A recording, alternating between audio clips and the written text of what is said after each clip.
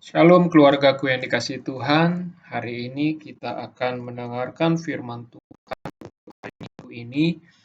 Kita mau belajar tentang kebenaran firman Tuhan.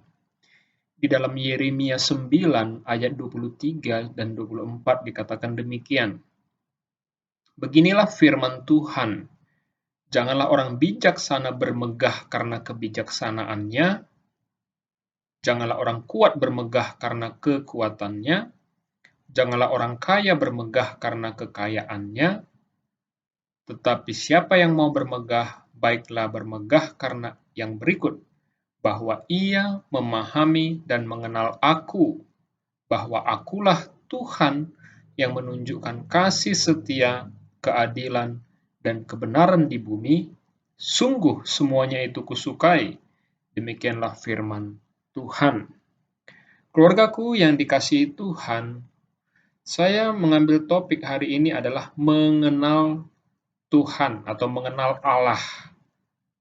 Kalau kita melihat dari pesan teks firman Tuhan pada saat ini adalah ada 3 hal yang mau saya bagikan. Yang pertama adalah bahwa kemegahan dunia itu berbeda dengan kemegahan sorgawi. Tuhan bilang janganlah bermegah terhadap kebijaksanaan, kekayaan, ataupun kekuasaan. Tuhan tidak melihat itu menjadi ukuran untuk menjadi kemegahan bagi siapa? Bagi dirinya Tuhan sendiri. Artinya, antara kita pintar atau bodoh, miskin atau kaya, tua atau muda, punya kuasa atau tidak punya kuasa, Tuhan tidak ambil pusing, Tuhan tidak ambil pikiran itu, sama aja, sama dia rata saja.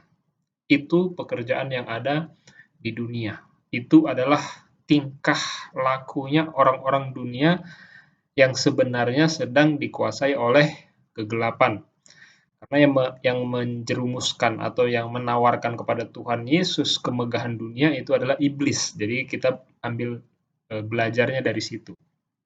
Nah, ukuran kemegahan surgawi itu beda daripada kemegahan dunia, yaitu apa? Kita boleh bermegah kata Tuhan melalui teks firman ini kalau kita itu memiliki kedekatan dengan Allah. Maka dikatakan tadi, bahwa ia memahami dan mengenal Aku. Kalau kita dekat sama seseorang, kita itu pasti paham. Ya.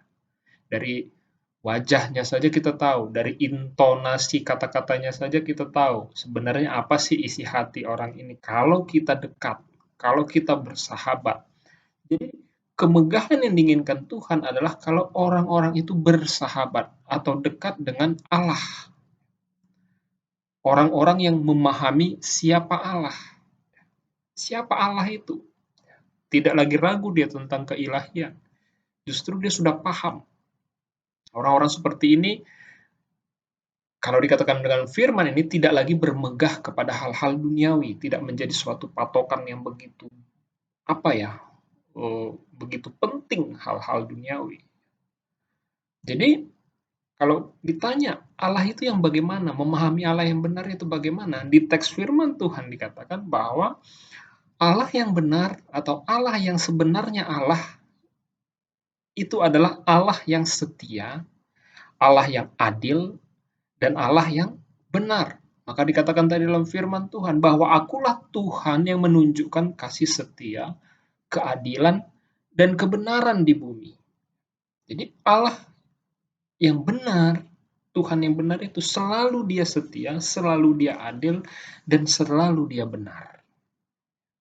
Jadi kalau ada pemahaman yang lain tentang Allah, itu berarti bukan Allah yang benar menurut kepercayaan kita. Bagaimana kesetiaan Allah digambarkan di dalam Yesaya 49 ayat 15 sampai 16. Yesaya 49 ayat 15 sampai 16. Saya bacakan. Dapatkah seorang perempuan melupakan bayinya sehingga ia tidak menyayangi anak dari kandungannya? Kita tahu bagaimana seorang ibu. Sekalipun dia melupakannya, Aku tidak akan melupakan engkau, kata Tuhan. Di 16, lihat, aku telah melukiskan engkau di telapak tanganku, tembok-tembokmu tetap di ruang mataku. Artinya Tuhan kita adalah Tuhan yang setia melebihi ibu kita kepada kita. Gambarannya seperti itu. Kalau kita tahu yang paling setia di dalam hidup kita adalah orang tua kita, tetapi Tuhan lebih setia. Bahkan Tuhan bilang, "Aku tidak akan melupakan engkau." Kalau hari-hari ini kita menganggap bahwa Allah tidak setia sama kita, mari kita challenge diri kita sendiri untuk mengimani. Kalau saudara menghadapi masalah, keluargaku menghadapi masalah, Engkau Allah yang setia. Tolong bantu aku, Tuhan. Saya secara pribadi sudah sering sekali mendapatkan bantuan Tuhan karena kesetiaannya. Bukan karena kebaikan saya, tapi karena kesetiaan Tuhan. Nah, yang kedua, Allah yang benar adalah Allah yang adil. Jadi kita harus tetap juga jaga bahwa kita mengerti Allah itu setia sama kita, baik sama kita, tetapi Allah itu adil. Roma 12 ayat 19 katakan seperti ini. Roma 12 ayat 19. Saudara-saudaraku yang kekasih, janganlah kamu sendiri menuntut pembalasan, tetapi berilah tempat kepada murka Allah, karena Allah itu adil. Sebab ada tertulis, pembalasan itu adalah hakku, akulah yang akan menuntut pembalasan, kata firman Tuhan. Jadi Tuhan akan selalu menuntut pembalasan. Tuhan akan selalu meminta keadilan. Dan keadilan itu juga akan terjadi kepada kita.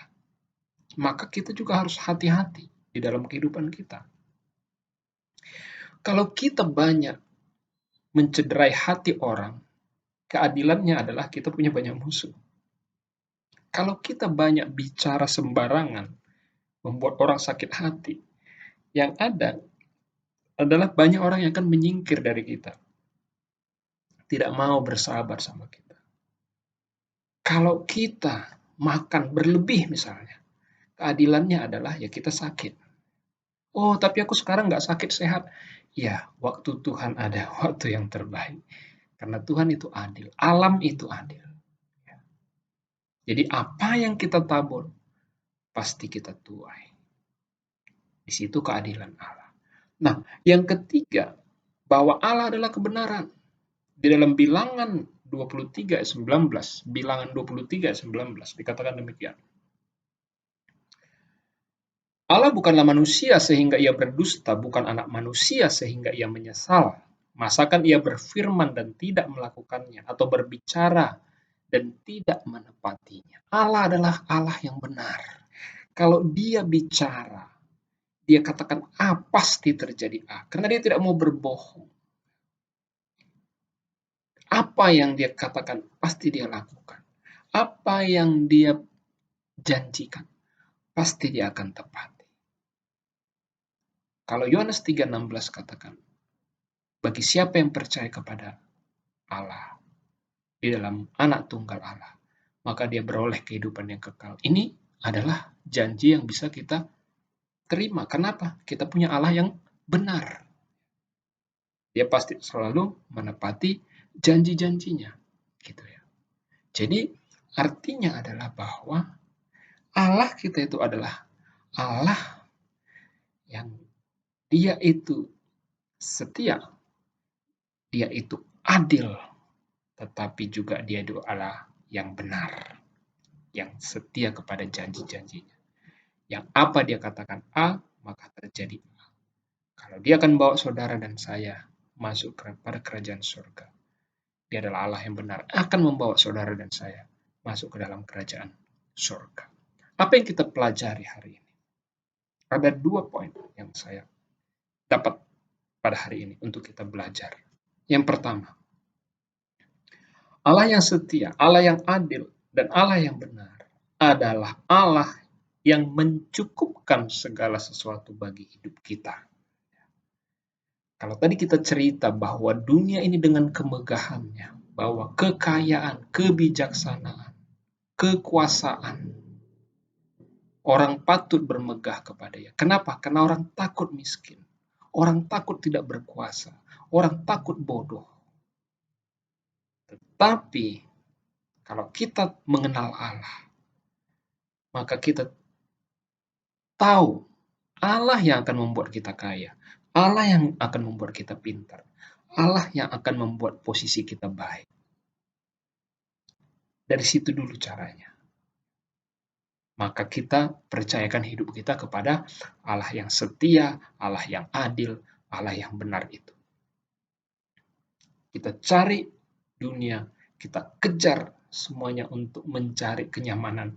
Tidak bertemu kalau saudara tidak berjumpa dengan Allah.